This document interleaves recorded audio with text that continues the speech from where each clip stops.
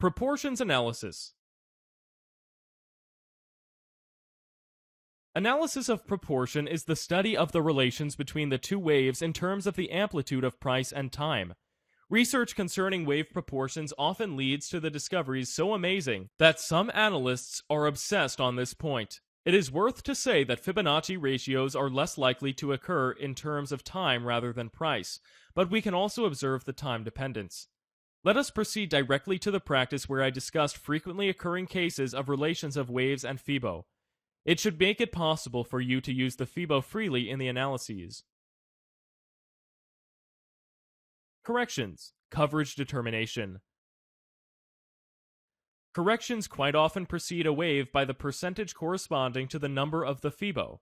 Strong correction endure mostly 61.8% or 50%, especially when such a correction occurs as a second wave. Side corrections generally endure 38.2% of the previous impulse wave, especially when they are present as a 4-wave. Price range can also be in the Fibo proportion. Correction as the wave 4 can take the form of 0.618, the price range of the second wave. Multipliers of the impulse waves. In the previous lesson, I mentioned that when the third elongated wave extension occurs, other waves, the first and fifth, are equal. In fact, between all three waves are related with the Fibo designation.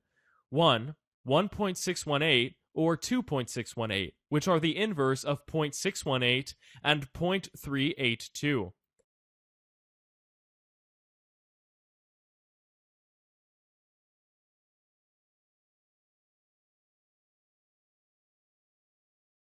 Multipliers of the correction waves. In the zigzag, wavelength C is generally equal to the wave A.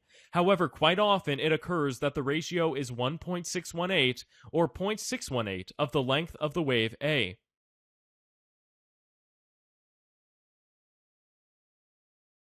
In the regular flat adjustment, waves ABC are of course quite the same.